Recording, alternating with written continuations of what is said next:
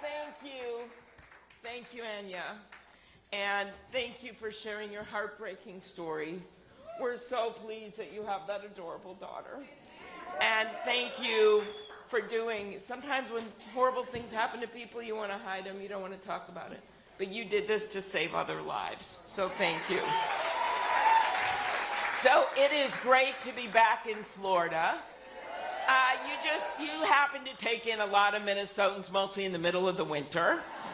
So thank you for that. And it's great to stand with you today as champions of reproductive freedom, to rally in support of candidates in this election who are standing for women's health care across the country, and to elect Kamala Harris and Tim Walz.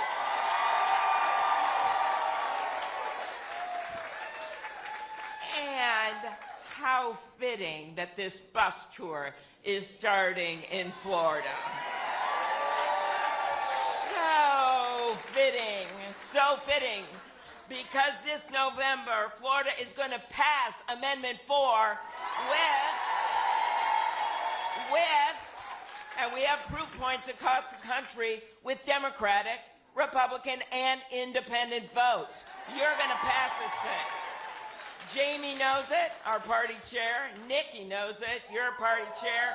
And Julie, the chair of this campaign, the campaign manager, can tell you this is a major priority. It is also fitting that we are here in Florida because you are going to elect a pro-reproductive rights U.S. Senator in Debbie Miscarcel-Powell.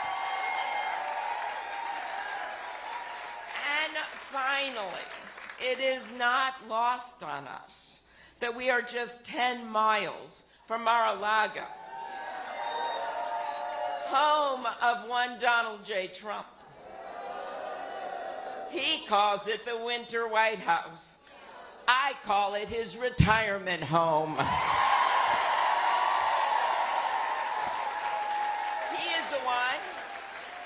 He is the one who got us into this mess. He's the one who has clearly stated, on video just last year, that he was proudly the one responsible for overturning Roe v. Wade. And Florida, you are going to hold him to it. You see, it all starts and ends here, because here, just 10 miles, is where you, away from where he lives, is where you are going to write a new chapter by electing Kamala and Tim. Here's where you will pass Amendment 4.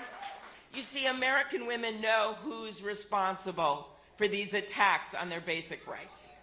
We all remember, and the men who stand with them, we all remember how we felt when we first read that leaked opinion in the Dobbs case 2 years ago, the one that cited treatises from the 13th century, a time where I note this would not be popular in Florida. There was a ban on pointy shoes. Yes. Well, voters know what year it is now. And it is not 1224, it is 2024, and they know who unleashed this chaos, and that is Donald Trump. As you know, like Vice President Harris, I spent years as a prosecutor before I was elected to the Senate. So let us examine the evidence. Exhibit A. Donald Trump ran for president in 2016 on an explicit promise to appoint Supreme Court justices who would overturn Roe v. Wade. Exhibit B. When he took office, he followed through on his pledge and he handpicked justices, ripped away nearly 50 years of precedent protecting women's fundamental rights. And Exhibit C. Now Trump brags about being the one who proudly overturned Roe v. Wade. A, B, C, I rest my case. So, what are the consequences? What are the consequences? You heard them. You heard them from Anya. But because of Donald Trump, right now, more than 1 in 3 women of reproductive age live under an abortion ban. Here in Florida, the extreme Trump abortion ban criminalizes reproductive health care before many women even know they're pregnant, as Debbie pointed out. And just last week, Trump said he will vote to uphold the state's ban. Let's be clear about what this ban does. Here in Florida, doctors can face up to 5 years in prison for providing abortion care. And since Trump's Supreme Court justices overturned Roe, healthcare providers across the country are leaving states with criminal bans. In Idaho, nearly a quarter of obstetricians have fled the state's abortion, since that abortion ban went into effect. That's 22% of physicians who are dedicated to women's health.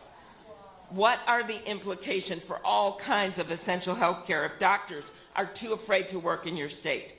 With this ban, the damage also isn't contained to Florida.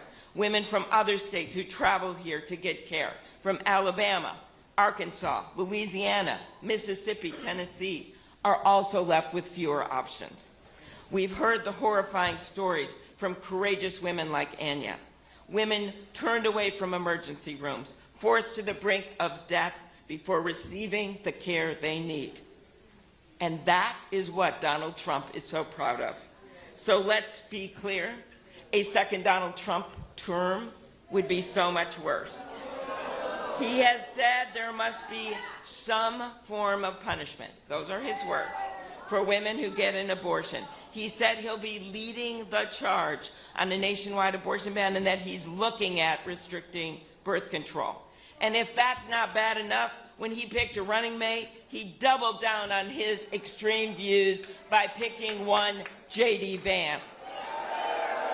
J.D. Vance, who voted against protecting IVF, I was there, I voted the other way, and has embraced Donald Trump's extreme views. And now let's look at their Project 2025 agenda. Now, I just want you guys to be clear, because you're going to be ambassadors, you're going to go out, talk to your friends.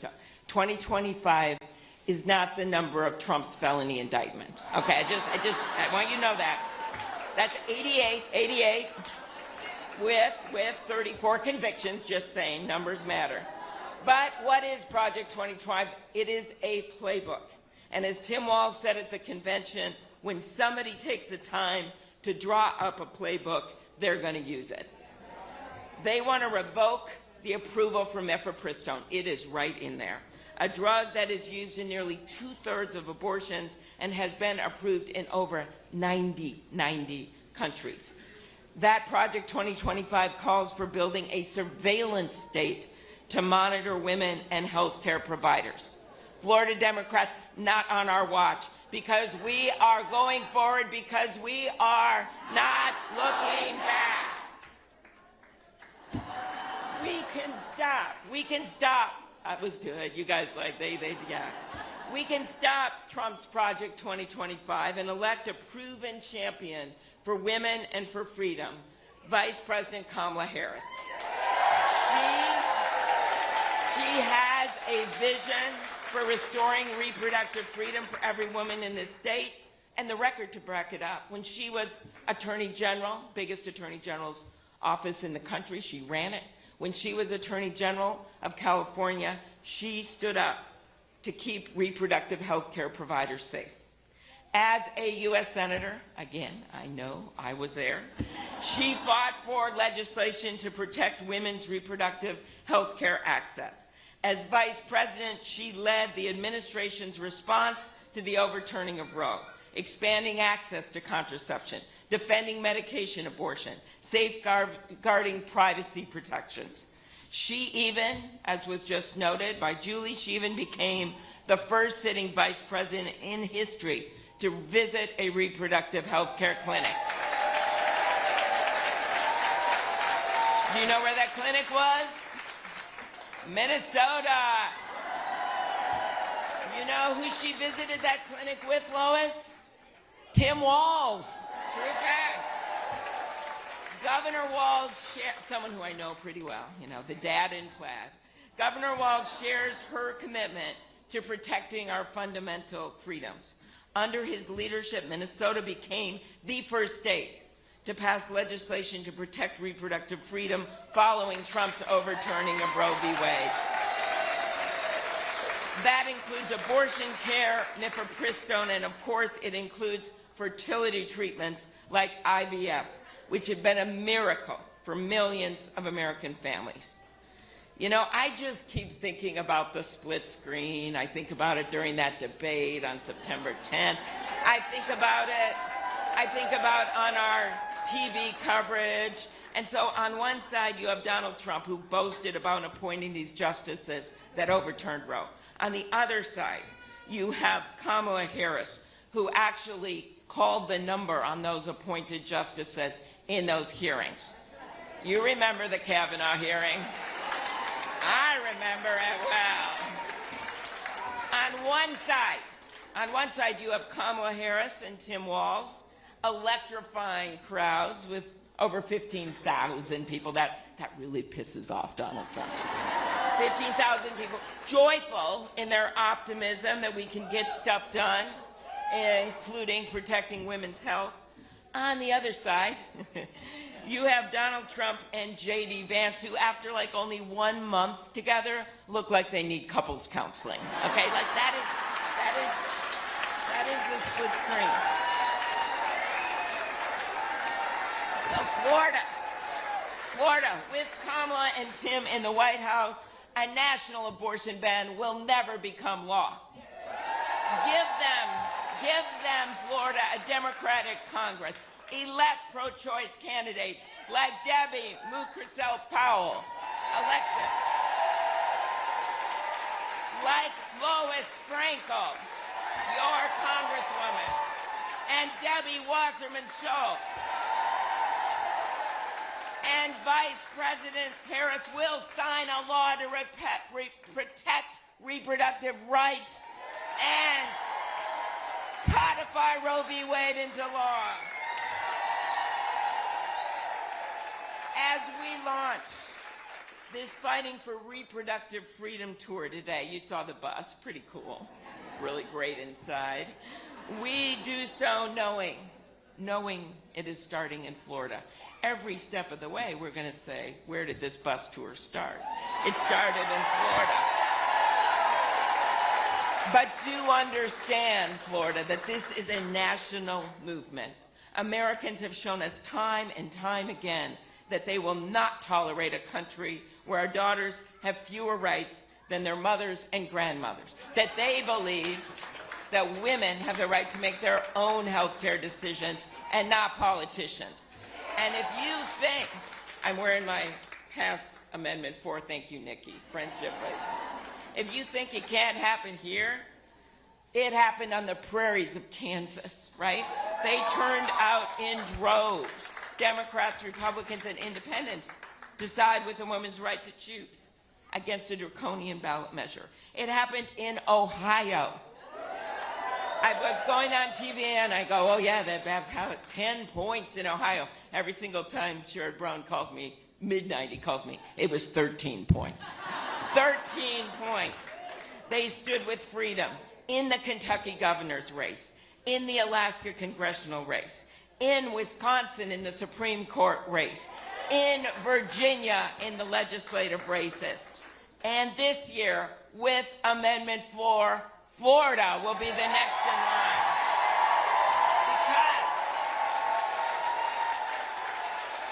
Because in this election, freedom is on the ballot. And in the weeks ahead, with this bus tour, we're going to make sure everyone in the nation knows the stakes.